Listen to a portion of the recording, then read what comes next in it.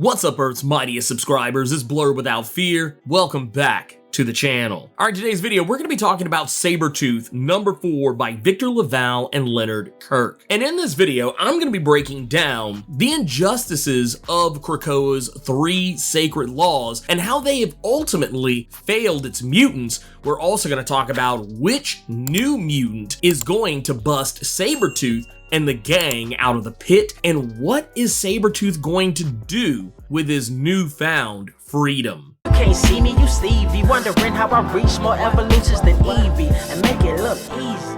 First things first is that, and this is something that's been a running theme with Victor LaValle's Sabretooth up to this point, is injustice. Why is there justice for some, not for all? One of those situations where Krakoa, it was supposed to be this new utopia, this new great dream that was going to be for all mutants, and over the course of Sabretooth, as well as previous other X titles, I would say Vita Ayala's New Mutants has actually done a better job of showcasing this than some other books have up to this point, but talking about the fact that not every mutant has it all well and good on Krakoa. We see at an earlier point in Victor LaValle's Sabretooth series that the Morlocks, not necessarily the Morlocks proper, because none of them really live on the island proper. They live in like a retirement community out in, I believe, Arizona. But the other mutants who are not of the Morlocks proper, but are considered mutants that would be classified as Morlocks, basically meaning that mutants whose X gene has activated in such a way that makes them look obviously not human. Think of characters like Beast, Nightcrawler, so on and so forth. These are characters who you could look at them and just tell, yeah, you're not a normal human. A lot of those mutants have been disenfranchised on the island that we've learned, and they're not being treated the same as, say, your normal pretty mutants walking around on the island. We also know that some people are getting away with breaking the laws of Krakoa without even so much as having an eyelash batted at them, while other people are being thrown in the pit for simply just doing something that they've seen other people do. One of the big analogies that I loved in this comic is actually from the character of Third Eye, who brings up something I thought was very, very spot on commentary, talking about how people that he grew up in the hood with, they would get arrested for dealing weed 3 times and be thrown in prison for life. Meanwhile, the stuff gets legalized. Then you see white people open up dispensaries and they're just making a killing off of it, while there are still black and brown people in jail rotting who did the exact same thing. This book talks about the double standards that are being laid out, and in this case, it's just because people are daring to do something different. They're daring to be themselves on an island where they're supposed to be encouraged to be themselves. The idea that Melter was put in the pit because he didn't respect this sacred land is kind of laughable when you think about the fact that all he was doing was trying to practice how to use his powers. He was on a place that he felt like using his abilities would be perfectly fine. He wouldn't have to worry about killing anybody or destroying anyone else's property. He was somewhere where he could just throw his power around and try and see if he could learn how to better control it, and he got thrown in the pit just for doing that. Speaking of not respecting this sacred land, and I think this is funny considering that a character connected to this has been popping up lately in Wolverine's comic as of late, but the character of Madison Jeffries. He was thrown in the pit because he tried to do something nice for the woman that he loved, and as one might imagine, a guy who is, for all intents and purposes, a technopath, it's not surprising that he fell in love with the AI character Danger, a character who right now is walking around with a whole ass child. So now I'm starting to wonder, is Madison Jeffries the pappy that is in question here? But that's not what we're really here to talk about. What we're here to talk about is the fact that Madison tried to make Danger her own home on Krakoa, and because he tried to build something that was kind of seen as an anathema on this island, this natural verdant land, being inundated with all sorts of metal and inorganic material, it was seen as a bad idea. And not to mention, Krakoa has an anti-AI policy, which means she's not welcome on the island. And because he actually tried to do something nice for Danger, he was thrown in the pit just for that. Though they do imply that when Danger was rejected by Krakoa, that maybe something more might have happened there, so maybe there's more to the story than what we're actually being told here. In the case of Oya and Necra, that is another story. They tried to protect their sacred land. They killed pirates who were trying to raid Krakoa. Now, granted, these weren't Reavers, they were just normal humans, but they were killed because they were trying to infiltrate Krakoa and hurt people. And Aya and Necra killed them for it. And they were seen as monsters for it, even though we have actually seen characters on actual X teams kill and not be held accountable for it. Now, I'm not talking about what happened with the Hellions, but we have definitely seen some people in various other X-Men books, mutants, mind you, kill normal humans and it never be brought up. One case in point is the character of Abigail Brand. She killed Henry Peter Gyrick without even so much as batting an eyelash. Now, granted, in her case, no one knows that she actually killed him, but the circumstances surrounding his death are spurious at best. Yet, she's not in the pit. No one's even investigating what really happened between her and Gyrick. And even Third Eye himself, he says that the law that he broke was the law of make more mutants. Now, his case is kind of weird considering the fact that all he did was point out a flaw in the system. We learned in Cy Spurrier's Way of X that mutants were just having babies just to be having babies and not even trying to take care of them, casting them aside and just leaving them to their own devices. And Third Eye pointed out how this is going to lead to a generation who is left unloved. It's only going to make things worse for future generations of mutants. And when Third Eye pointed out that this was a problem, mutant birth rates on the island cut by exactly 25%, and the Quiet Council saw this as a bad thing. All he was trying to do was just point out how just making babies and casting them aside is not a good look for their people, not to mention it's not going to be good for those children in the long run, and he was criticized for it. And not only was he criticized for it, but he was exiled into the pit. Once again, this is all about justice for some, not for all. And that's one of the biggest issues that I think Krakoa has, and I'm not saying that this is a writing oversight. This is something that's being done intentionally to prove a point. This isn't just something that Jonathan Hickman overlooked. This isn't just something that other writers on all these other X books are overlooking. These are things that were set in opposition to make people take a longer look at what's happening on Krakoa and maybe not see it as a 100% good thing. Now, all injustices and whatnot aside, one of the other things we gotta look at is who is going to get these mutants out of the pit. We already know that Oya and Necra had already reached out to the character Bling and by proxy Shark Girl to try and help find them in the pit, while what they're doing is that Shark Girl is searching underwater, trying to see if maybe there's a way to get into the pit from the ocean below. While Mole, on the other hand, is reaching out to what I think is probably the most obvious person you want to ask. Now, granted, I think Mole is more than capable of digging his way into the pit and getting them out,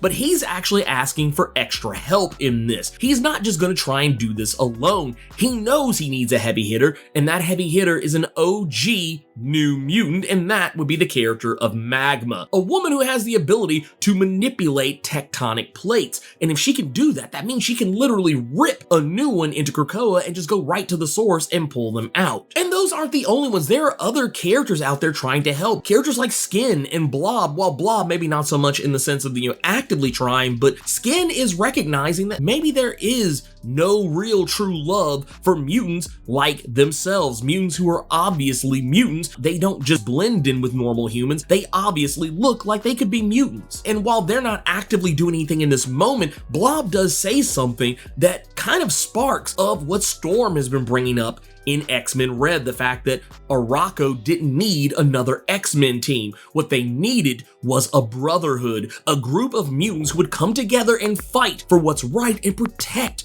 all mutants. And I think that's what Blob is kind of hinting at here, saying that, sometimes you just need a brotherhood. And what he's talking about is the fact that these mutants need to come together to have each other's backs and protect themselves and uplift themselves against anyone who would try and tear them down. It's not saying that Blob is going to create the next brotherhood of evil mutants. I mean, they wouldn't be evil mutants, it'd just be brotherhood of mutants, but it is to say that maybe there is a spark of something there that could ignite an inferno in terms of making real change for mutants who don't look normal. In the end, it's not going to be either of any of these characters who's actually pulling anyone out of anywhere. The truth of the matter is that Sabretooth has now realized that his new house guests, Third Eye and Necra, Oya, Madison, Jeffries, and Melter, all of them, regardless of what was going on before, they've actually done the thing that Sabretooth wanted them to do, and it's actually working. Sabretooth recognizes that public opinion is starting to change. People are starting to ask questions. People are starting to understand that maybe the people who are in charge of Krakoa are on that Fox News bull. People are starting to recognize that maybe, just maybe, Sabretooth did nothing wrong. Even Mole has to bring up the fact, and this is something that I even talked about, with House of X and all the other stuff, is that it did seem kind of unnecessary to put Sabretooth in the pit and use him as an example, because in honesty, Magneto did bring up an interesting point when Sabretooth was sentenced, that he gave him very strict instructions that Sabretooth did not follow, but at the time, there was no explicit rule that said they couldn't kill humans. They didn't decide to make that rule up until they decided to judge Sabretooth, and instead of trying to rehabilitate him for his crime, they just decided to get rid of him. Let's use the Hellions as an example. They were given a second chance to try to rehabilitate themselves. Putting them all together on the same superhero team was supposed to be the Quiet Council's way of, for one, keeping an eye on them and allowing them opportunities to unleash their powers in destructive ways as a means to let off steam, and thus turn them into more rehabilitated mutants. And oddly enough, against all odds, it actually was working. Even with Mr. Sinister there trying to throw everything into chaos. Why didn't Krakoa give Sabretooth the same opportunities? They've also given chances to characters like Apocalypse, Sebastian Shaw, Exodus, and various and sundry other mutants who have been villains in the past. Implate, Selene, all of these characters have been given second chances, and in the case of Mr. Sinister, he's been given second, third, fourth, fifth, sixth, seventh, eighth, and even ninth and 10th chances to mess up, and they still keep him around because he's useful. But that's just it. Sabretooth apparently wasn't useful anymore, so that's why they threw him away once they were done with him. They could have rehabilitated him. There's no reason Sabretooth should not have been on the Hellions team. And given the same opportunity, all these other people would do. But yeah, it was just easier to discard him and not look at him to be reminded of their own failures. Which once again goes back to the justice for some, not for all. That's how some of the abnormal looking mutants feel about their place on Krakoa. They feel as though they're not treated the same as the normal looking mutants. And while the situations aren't exactly the same, the idea is. And Sabretooth is about to use that to his advantage. Now we must remember in the first issue of Sabretooth, Cypher had offered Sabretooth a deal that basically meant if Sabretooth got in line, told him how he was doing what he was doing, stayed out of trouble, they would give him more mental freedom in the pit, which is something he did in fact agree to. But now Sabretooth is making a counter offer. We don't know what that counter offer is, but whatever it is, it was enough to get Cypher to have Sabretooth released. All we know is that Sabretooth does bring up that people's minds are changing about what's going on in Krakoa. Sabretooth has instigated change from down in the pit without even really having to move a muscle. All he's been doing is acting mentally from down in the pit, using his cerebral nature, using what he knows about what's going on out in the world, and of course, using the help of the other mutants that have been put down there in the pit, who also have been unjustly judged. And right now, Sabretooth is about to orchestrate what is, for all intents and purposes, a prison break without having to fire a single shot, without having to harm a single guard, and without really even having to do anything else other than talk. Now the question is, what is Sabretooth going to do with that newfound freedom? We see his hand bursting out of the ground in the Quiet Council where he was originally placed in House of X number 6. Is he really getting out? That's the question. And I do wonder if that is the case here. I don't know. I'm starting to wonder because as we've seen earlier in issue number 1, we saw that whenever he tried to behead Cypher, he did. However, Cypher wasn't really dead because once again, this was all in Sabretooth's head. I wonder if Cypher is just giving him what he thinks Sabretooth wants and is not really setting him free. Now, the only thing we really have to go with here is that we do know in the solicits for Sabretooth number 5, it is stated that Krakoa has changed as a result of Sabretooth, that apparently some new rules or maybe some changes are being made now in light of people learning what happened to him. And there's even some kind of hint as to whether or not he has actually changed any at all thanks to his time in the pit,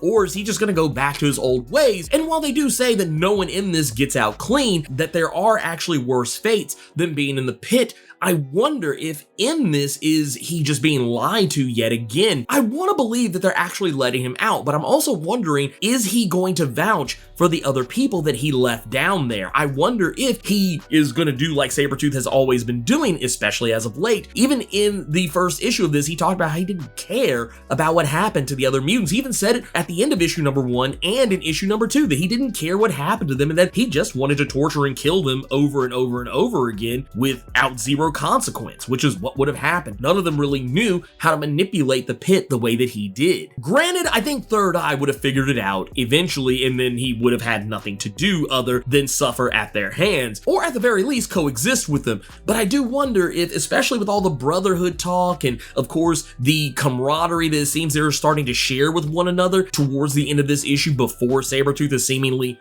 released, I have to wonder whether or not he's going to just leave them down there, or if they're going to have to wait for Bling and Shark Girl and Magma and Mole and Skin and Blob and everyone else to come and get them out. And I don't know. I really don't know which way this is going to swing. But the ominous words that they use at the end is that there are worse fates in the pit. I have to wonder what's going to happen to Sabretooth. He's given Krakoa a black eye, but who's to say the Quiet Council isn't going to give him a receipt? And what that receipt could be, who knows? It could actually just be plain flat out exile from the island itself. Yeah, you're out of the pit, but you don't get to hang out on Krakoa. Maybe they just exile him back to the States or Canada or wherever. Maybe they just say, hey, look, you're free, you ain't got to go home, but you can't stay here. I feel like a scenario like that could very easily happen for Sabretooth. Not even being given the chance to go to Morocco, where he would probably be more at home. But yeah, I think no matter how this ends, for how good it may be for everyone else, I don't think Sabretooth's getting away scot-free. Because once again, even though yes, he was unjustly judged, he did kill people who had really not done anything terribly wrong other than their jobs. Sabretooth, Toad, and Mystique broke into a government facility. So of course Sabretooth and the gang were gonna get shot at, but I mean, it is what it is. It's one of those things where I do feel like I do think Sabretooth was judged harshly. I've always felt that way, but also at the same time, it was very hard to make a case for feeling too much sympathy for him because he did actually do something wrong. Not anything that we wouldn't have expected before, but just saying, it was a thing. This book was awesome. There's lots of little cool things and nods and allusions to certain things that happened in this comic. There's some really awesome quotes and some very good social, economic, and political commentary in the story. We even get a nod to the death of Birdie back in Sabretooth Volume 1, number 4, when she died at the hands of Graydon Creed. This is actually a huge throwback. This is a comic that came out back in 1993, and it was one of those huge moments for Sabretooth because a lot of people forget why Sabretooth used to be a smooth talker back in the day. Like, yeah, I always alluded earlier, when I first started doing videos for this miniseries, I loved back when he was a smooth talker, that he was a cerebral assassin. That was back during the time when he had Birdie around. Birdie was a telepath who was able to help soothe his mind and help keep Sabretooth at peace so that he could be a more calculating person, that he wasn't just some mindless, ravenous